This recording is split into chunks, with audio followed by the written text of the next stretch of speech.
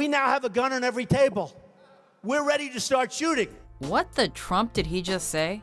Welcome to WatchMojo.com, and today we're counting down our picks for another top 10 crazy Donald Trump moments. You're a nightmare, Mr. Trump. For this list, we're looking at some of the most cringeworthy, offensive, and downright ignorant moments in Trump's headline-topping presidential campaign. Trump has been repeatedly accused of stoking racial fears. If you think we've missed something, be sure to check out our original video on the top 10 crazy Donald Trump moments.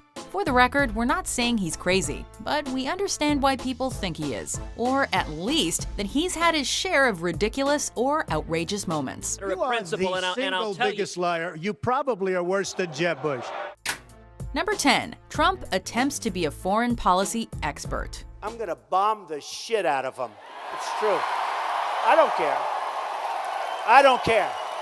They've got to be stopped. When it comes to foreign policy, Trump sounds like that guy in class who skipped the reading and has no idea what he's talking about. Instead of forming an argument, he relies on buzzwords and vague statements to make a point. Donald Trump is completely uneducated on these issues, and he doesn't understand the post-war new order in post-World War II order in the world. When all else fails, he goes back to his multi-million-dollar real estate deals that have allegedly given him all the preparation needed to take out ISIS, optimize trading policies, and ensure peace in Israel. I just sold an apartment for $15 million to somebody from China. When it comes down to it, building hotels in Mexico has just about as much to do with foreign policy as it has to do with hairstyling, and Trump seems to know very little about either. I don't wear a toupee. It's my hair. I swear. Number 9. Trump doesn't get libel. A book once suggested that Trump might be worth a mere $150 to $250 million, which Trump protested by suing the writer for $5 billion. When things don't go Trump's way, his first reaction tends to be a lawsuit.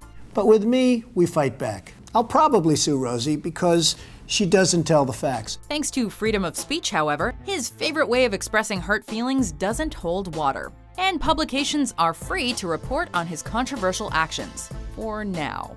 Some theorize that, as president, he would make efforts to loosen up libel laws, making it easier to sue news organizations printing wrong or bad information about him. Satire and defamatory yet factual news may be off limits according to this warped idea of justice. Whether it's the school shootings, which are really very prevalent in this country, they seem to be more prevalent in this country. And I'm What's not your sure. explanation?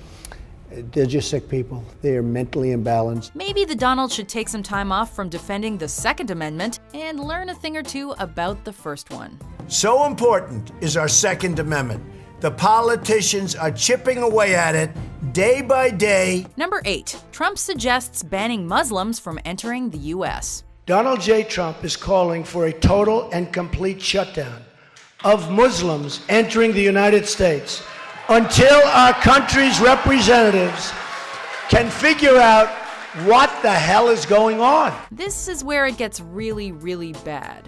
A lot of Trump's success on the campaign trail can be attributed to his ability to spread fear and hysteria among followers. I watched in Jersey City, New Jersey, where thousands and thousands of people were cheering as that building was coming down. He took this to a whole new level when he suggested banning all Muslims from entering the U.S. He then defended his statement by saying his Muslim friends support the plan. And I have many, many friends who are Muslim, and they're great people. And they actually, some of them, not all of them, I will tell you, some of them aren't so thrilled with what I said, but many of them called me and they said, you know, Donald, you're right, we have a problem. The overwhelming majority of Muslims condemn extremist views, and his plan doesn't have any concrete strategy outlined to stop terrorism. But all that seems to matter to Trump is that his name is the first thing you read in the news every morning. But Jimmy, there's something happening out there. There's hatred. You look at what's going on. Look at Paris and look at look what happened in Los Angeles just recently. Number 7. Trump states terrorists' families should be killed. You have to take out their families. When you get these terrorists, you have to take out their families. Trump has already shown himself to be a fearmonger that doesn't seem to understand the first thing about foreign policy. including violating the tenets of the Geneva Convention by claiming that taking out terrorists' families is an effective and permissible way to defeat ISIS.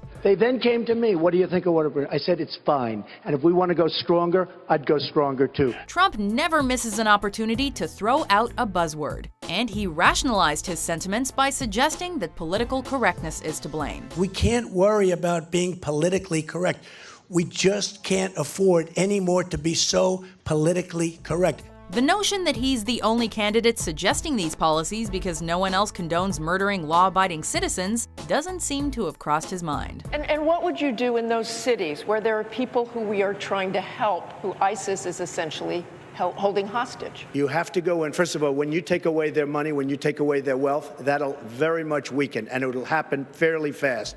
Number 6. Trump fails to disavow former KKK Grand Wizard in CNN interview. I don't know anything about David Duke, okay? I don't know anything about what you're even talking about with white supremacy or white supremacists. So I don't know. When a former KKK Grand Wizard endorses your candidacy, you generally don't accept his or her support.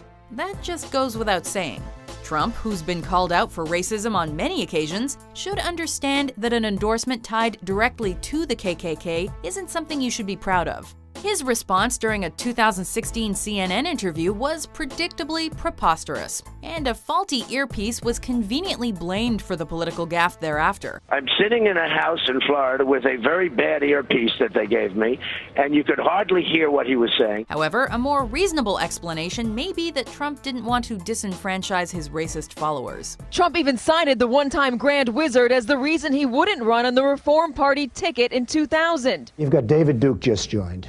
A bigot, a racist, a problem. Number 5. Trump makes incest-like remarks about daughter. Donald is very happy with his lovely wife, insert name here. Let's take a break from the outrageously offensive and look at a moment that was just downright creepy.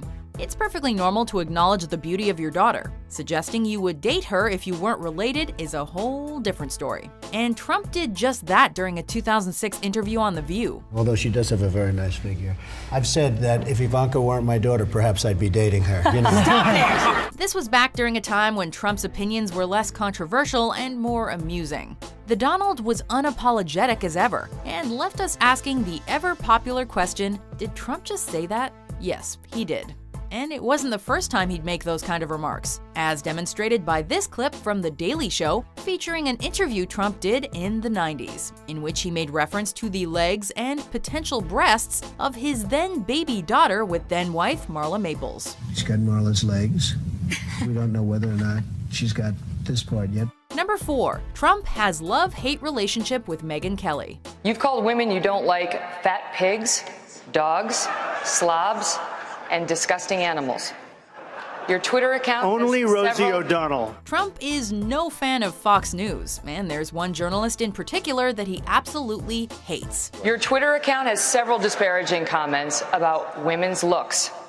You once told a contestant on Celebrity Apprentice it would be a pretty picture to see her on her knees. After being allegedly targeted by moderator Megyn Kelly during a GOP debate, Trump insinuated that Megyn's menstrual cycle was to blame for her temperament. You know, you could see there was blood coming out of her eyes, blood coming out of her wherever. A string of angry tweets and statements followed, and their ongoing feud prompted Trump's decision to boycott a Fox debate. You have to stick up for your rights. You can't let people do that to you. This seems to demonstrate that Donald has focused a ton of time and energy on his feud with Kelly instead of other presidential candidates, suggesting that being the bigger person isn't a part of his political strategy. It's been sort of a surreal 6 months because, you know, we never anticipated that anybody would react to the questions in that particular way. Number 3, Trump suggests that he has a big member. That's right.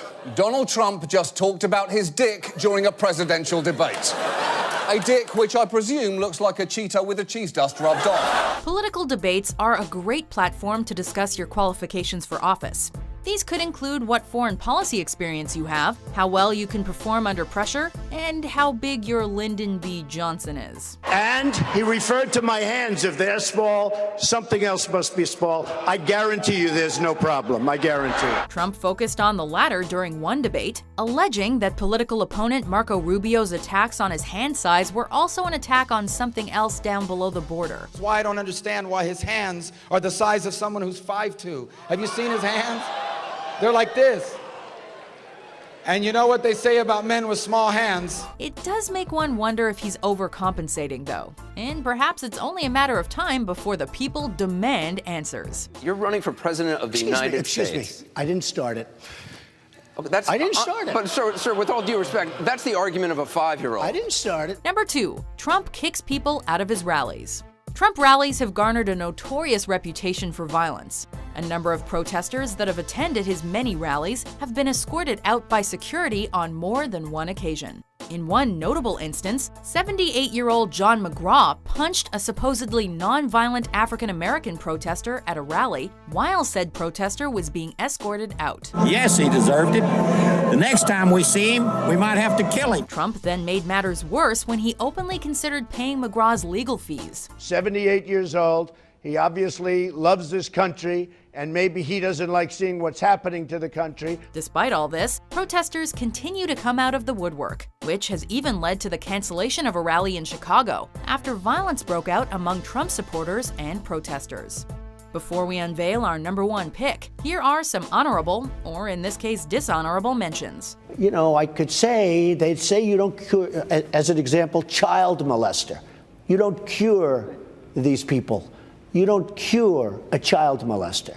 But you take this little beautiful baby and you pump, I mean, it looks just like it's meant for a horse, not for a child. And we've had so many instances. 2 Corinthians, right? 2 Corinthians 3:17. That's the whole ball game. He's not a war hero. He's a war hero. He's a war hero. 5.5 years. He's a war hero because he was captured. I like people that weren't captured, okay? And all of that money will go to great charities, And including Sandy victims. if he doesn't pay? Oh, then I'll sue him. Number 1, Trump claims he'll build a Great Wall and make Mexico pay for it. I will build a great wall on our southern border, and I will have Mexico pay for that wall. This speech set so much in motion, most notably by permanently changing Trump from the harmless, cartoonish billionaire to the provocative politician in many people's eyes. While Trump has spouted anti-Muslim rhetoric in the past, he had some less than kind words to say about Mexico during his campaign announcement speech. They're sending people that have lots of problems, and they're bringing those problems with us.